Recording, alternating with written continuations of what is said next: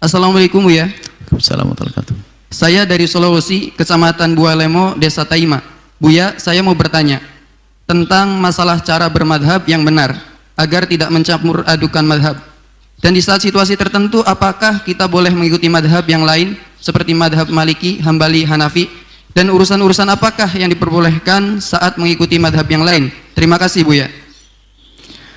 Baik, beragama harus kita ikut ulama. Nggak boleh kita orang awam pakai cara-cara sendiri, buka-buka Quran sendiri, buka hadis, cari hukum sendiri, wah terjerumus nanti. Maka kita harus ikut ulama. Dan ulama yang kita ikuti harus ulama yang memang betul-betul ahli di bidang tersebut, ilmu agama, ilmu fikih. Dan untuk dikatakan ulama itu adalah ahli di bidangnya, tentunya di saat orang pada melihatnya, menyanjungnya, mendukungnya.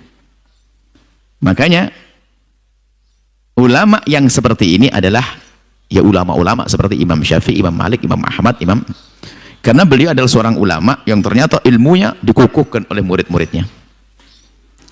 Dikukuh oleh murid-muridnya, bahkan dijelaskan terus, didiskusikan muridnya, berkembang sampai hari ini.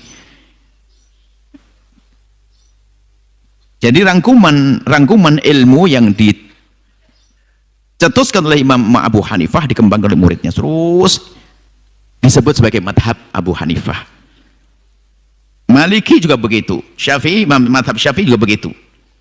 Artinya ya cara yang paling tepat ngikuti ulama ya bermadhab. Karena bermadhab ini adalah mengikuti ulama yang ilmunya sudah didiskusikan, bukan gaya seperti orang dengan kesombongan Quran, hadis, salah paham lagi. Ini Imam Syafi'i memahami Al-Quran, hadis Nabi dengan pahaman beliau, setelah itu dilihat oleh orang setelahnya dan dikukuhkan, bahkan kalau salah dikatakan salah, dijelaskan begitu. Dan cara yang paling tepat dia bermadhab, ngikuti. Kalau tidak bermadhab ini takut masuk wilayah kesombongan, langsung bodoh hadis Quran langsung ambil, tidak bisa melakukannya. Maka yang paling tepat bermadhab. Makanya bermadhab adalah untuk kita. Kecuali anda sudah sampai makom mujtahid, sudah mengerti ayat-ayat hukum, mengerti alat-alat istimbat, ilmu usul fikih, ilmu yang lain sudah lengkap, maka ya lain cerita. Anda boleh mengatakan tidak perlu bermadhab. Tapi ini orang kita ini ikut ulama. Nah kemudian cara mudahnya bagaimana?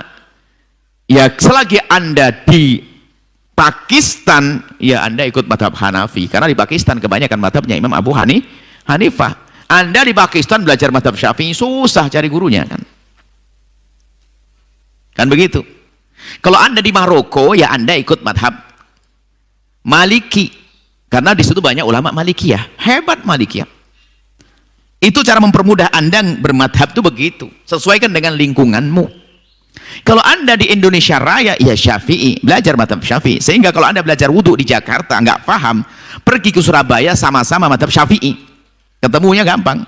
Ketemu ke nanti langsung ke mana, ke Banjarmasin, ketemu lagi, gampang menghafalnya.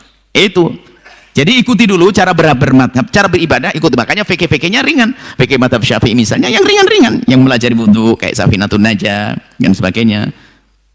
Atau mungkin selama terbesar di Indonesia kayak Mabadi Fikih, sederhana, kecil-kecilan.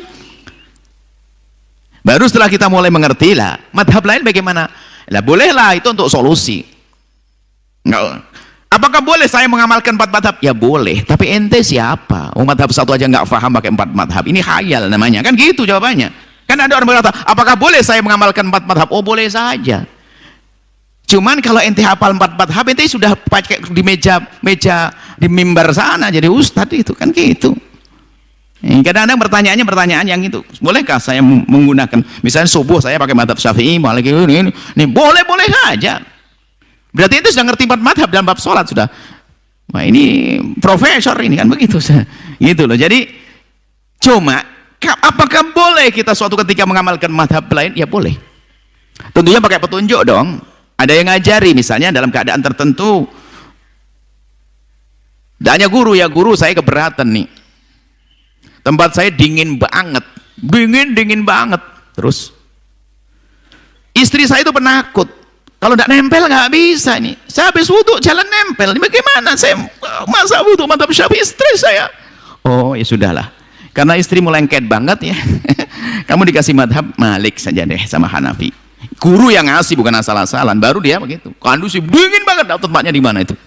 Di atas gunung Naknung. Dingin banget deh. Ini kasus tertentu tapi bukan main-main, dia sah dong ikut madhab kok, ada yang ngasih petunjuk kok. Seperti itu. Jadi Anda tanya kepada Ustadz untuk sebuah solusi, bukan untuk sombong-sombongan. Wah, kadang-kadang gaya, saya ngerti gaya, ikut madhab lain. Wah, ngerti madhab-madhab. Wah, hebat. Hebat. Aneh dia tuh. Jadi kita akan mengalami sama dalam majelis ini pun kadang kita keluarkan madhab fatwa, madhab maliki. Kita hadirkan untuk sebuah kebutuhan. Tiba-tiba ngomong madhab Hanafi ke sebuah kebutuhan. Kan sering. Bab zakat tiba-tiba kita pakai madhab Hanafi. Bab baca Al-Quran bagi orang haid madhab maliki. Ini kita hadirkan untuk solusi. Ya sebisa mungkin berpegang pada madhabnya, selesai. Madhab lain benar semuanya.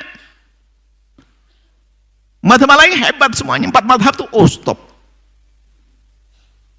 Aduh. Cuman cara mengamalkannya ya satu dong, supaya gampang. Termasuk kita tulis tentang berpindah madhab, ya sah-sah saja. Hari ini madhab Syafi'i, ya sah yang mengikut ulama. Yang penting jangan sampai tidak ngikut ulama, itu yang nggak boleh. Begitu insya Allah. Jadi boleh amal apapun, yang penting ikut madhab boleh. Jadi pertanyaan tadi ada, apa saja yang kita boleh ikut madhab lain? Apa saja semuanya boleh, asalkan Anda mengerti. Dan tentunya tidak mengganggu orang. Misalnya ya, Anda, apakah boleh saya ikut madhab yang mengatakan bismillah tidak wajib dalam sholat saya, karena Anda ikut ya, bukan sok pintur karena yang benar adalah ini, bukan gitu kan? Oh bukan. Apakah boleh saya tidak kunut ikut madhab Abu Hanifah? Apa boleh saya tidak kunut ikut Abu Hanifah? Pertanyaannya kenapa? Kamu tidak hafal kunut ya? Oh iya, ya, oh nggak hafal kunut. Oke lah. Jadi kalau kamu ingin tidak kunut ikut Imam Abu Hanifah, sah. Yang nggak boleh adalah, kenapa kamu tidak kunut? Yang tidak kunut itu yang paling benar. Ente kurang ajar sama. Beda ya. Kalau ada orang tidak kunut mengatakan, saya ikut Imam Abu Hanifah, jempol. Ente jempol. Tapi kalau mengatakan, kenapa kamu tidak kunut? Yang benar tidak kunut, yang kunut, oh ente penyakit ente. Ente tidak kunut, ikut ulama, selesai. Nggak usah mengatakan bid'ah ini. Imam Syafi'i dikatakan ahli bid'ah. Bagaimana ulama Syafi'i bid'ah? Sudah, jangan masuk wilayah itu. Jadi Anda boleh tidak kunut. Cuman pertanyaan, kenapa kamu tidak kunut dong di Indonesia? Nggak hafal. Oh, nggak hafal. Diganti aja Rabbana atina fid dunya hasanah. Oh gitu ya. Kenapa kok ambisi banget kamu tidak mau kunut? Nah, ini kan pertanyaannya. Kenapa? Bertanyaannya gitu. Ya nggak pengen aja. Ya sudahlah. Tapi bukan karena benci kan? Oh enggak. Ya sudah. Tidak kunut nggak apa-apa. Yang banyak nggak kunut karena nggak hafal.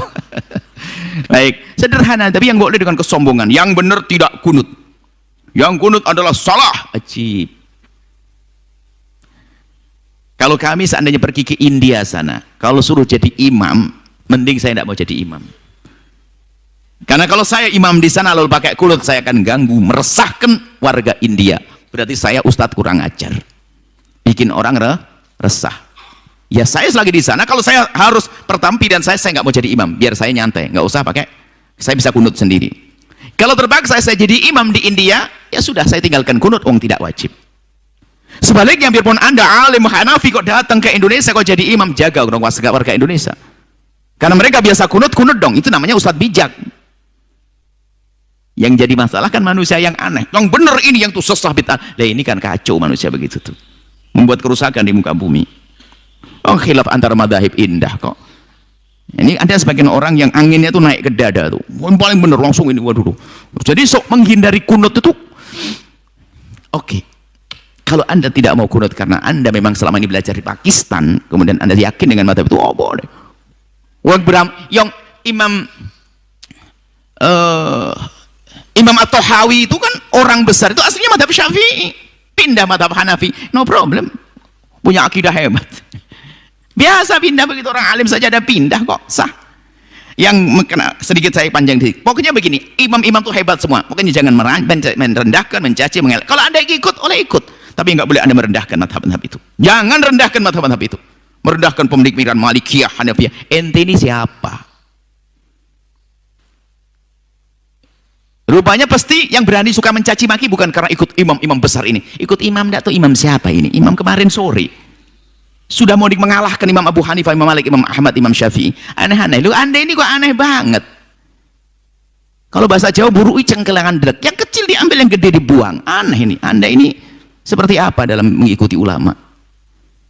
Hormati ulama. Antara imam dengan imam sama menghargai. Bahkan kalau kita bicara tentang sanad ilmunya. Bagaimana? Imam Malik itu murid-muridnya Imam Abu Hanifah. Imam Syafi'i muridnya Imam Malik.